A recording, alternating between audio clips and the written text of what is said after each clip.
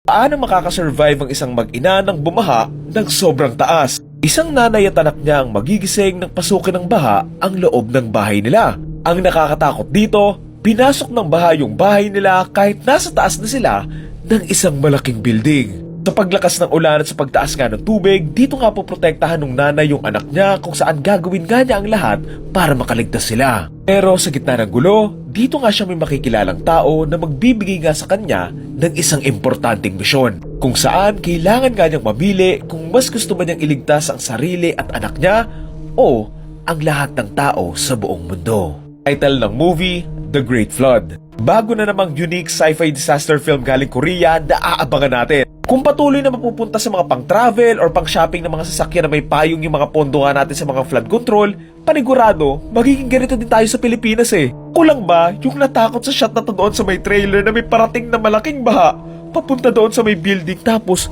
ang dami pang taong nandoon nga sa hagdan. Bilang isang taong hindi marunong lumangoy, bangungot ko to. Kung mataas na baha pa lang dito, sobrang nakakaintriga na eh. Dagdag pa nga yung mga other parts doon sa trailer na may mga plot pa silang hindi pa nare-reveal. Like ano yung mission na binigay nga doon sa nanay, ano yung mga rockets na biglaan na lang lumipad, paano nagkukonekta yung mission na to sa pagiging doktor and AI researcher nga nung nanay, and ano nga ba tong mga spaceship something-something na to, and also, bakit may mga shot na may mga parte ng building na gawa lang sa computer gano'n. Isip ko tuloy baka mamaya may twist dito or something na hindi pala totoong may baha, tapos AI or fake word lang pala to, on which I doubt naman na ganun yung twist nila kasi baka maging corny lang. Pero ako curious talaga ako doon sa work niya na sobrang specific nga doon sa may log line na isa nga siyang artificial intelligence researcher.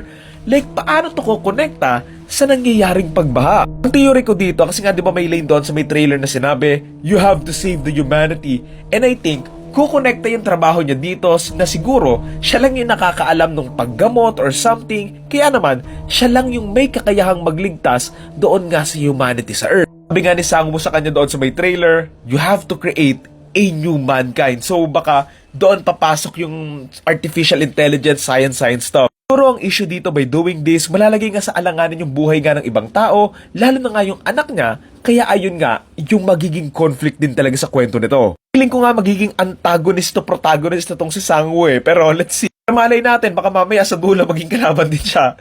Ito talaga si Sangwoo, walang ginagawang maganda eh.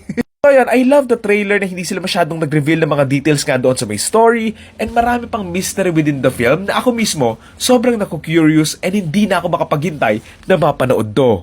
Again, ang title ng movie ay The Great Flood, and abangan natin to on December 19, 2025. Survey lang, okay ba yung audio ko ngayon or mas okay yung before? Kasi gumagamit na ako ng DJI na mic, so hopefully may magkaroon to na silbi kasi medyo mahal. Investment ba kumbaga. So yun lang, comment kayo kung gumanda ba yung audio or mas prefer nyo yung dati. Yun lang, comment. Thank you.